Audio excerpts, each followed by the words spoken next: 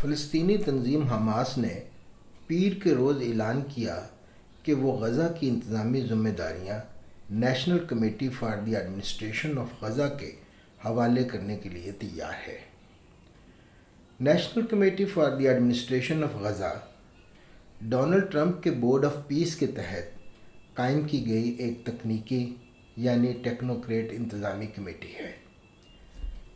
غزہ کی حکمرانی سے دستبردار ہونے کا حماس کا فیصلہ بظاہر اس مقصد کے تحت کیا گیا ہے کہ غزہ میں امن کے عمل کو آگے بڑھانے کی ذمہ داری امریکہ اور اسرائیل پر عائد کی جا سکے۔ اس حالیہ اقدام کا مقصد دراصل اسرائیلی قبضے کو ہر بہانے سے محروم کرنا ہے جس کی آڑ میں حماس کے بقول اسرائیل نسل کشی پر مبنی جنگ جاری رکھے ہوئے ہے۔ اکتوبر 2025 میں غزہ امن معاہدہ کے تحت جنگ بندی نافذ ہونے کے بعد بھی غزہ میں امن قائم نہیں ہو سکا، حالانکہ اس دور کو جنگ بندی کا زمانہ قرار دیا جا رہا ہے۔ اس دوران بھی اسرائیل 1000 سے زائد افراد جن میں بچے بھی شامل ہیں کو قتل کر چکا ہے۔ 7 اکتوبر 2023 کو حماس کی کارروائی کے بعد اسرائیل نے غزہ پر اپنی تباہ کن فوجی مہم شروع کی جس کے نتیجہ میں اب تک 73,000 سے زیادہ فلسطینی جاں بحق ہو چکے ہیں، جبکہ تقریباً 20 لاکھ افراد بے گھر ہو چکے ہیں جو مناسب رہائش، خوراک اور طبی سہولیات سے محروم ہیں۔ حماس کے اس اقدام کو اسرائیل نے ایک چال قرار دیا ہے۔ در حقیقت ایسے آثار موجود ہیں کہ اسرائیل حماس کی جانب سے ہتھیار نہ ڈالنے کو جواز بنا کر غزہ میں دوبارہ بڑے پیمانے پر فوجی کارروائی شروع کر سکتا ہے اور فلسطینی تنظیم پر معاہدے کی خلاف ورزی کا الزام عائد کر سکتا ہے، جبکہ ایسا محسوس ہوتا ہے کہ جیسے صرف فلسطینی فریق یعنی حماس ہی سے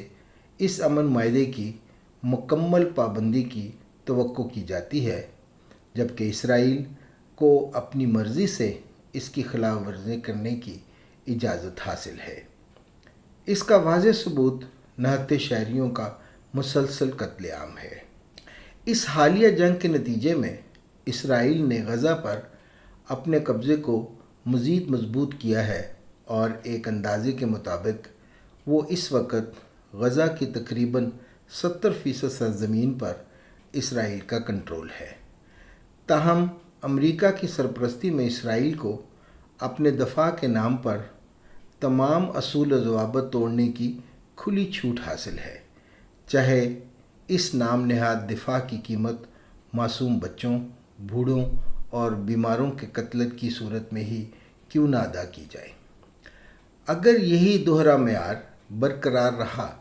تو غزہ میں تشدد کا ایک اور ہولناک دور کسی بھی وقت شروع ہو سکتا ہے۔ غزہ میں ہونے والا یہ دردناک قتل عام ایک عالمی مسئلہ ہے اور انسانیت کے اجتماعی ضمیر پر ایک سیاہ دھبہ ہے۔ اپنے مغربی اتحادیوں بالخصوص امریکہ کی حمایت کے باعث اسرائیل مقبوضہ فلسطینی علاقوں میں عملاً قتل و غارت سے بچ نکلنے میں بظاہر کامیاب رہا ہے، لیکن تاریخ اس عمل کو ہمیشہ یاد رکھے گی۔ اگر بورڈ آف پیس کے بانی واقعی چاہتے ہیں کہ حماس اپنے ہتھیار ڈال دے تو انہیں واضح طور پر اسرائیل سے بھی مطالبہ کرنا چاہیے کہ فوری طور پر اپنا قبضہ ختم کرے، لیکن ایسا دکھائی نہیں دیتا کہ تل ابیب کا کوئی ایسا ارادہ ہو،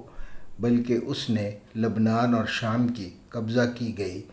عرب سرزمین پر بھی اپنا قبضہ برقرار رکھنے کے عزم کا اظہار کیا ہے۔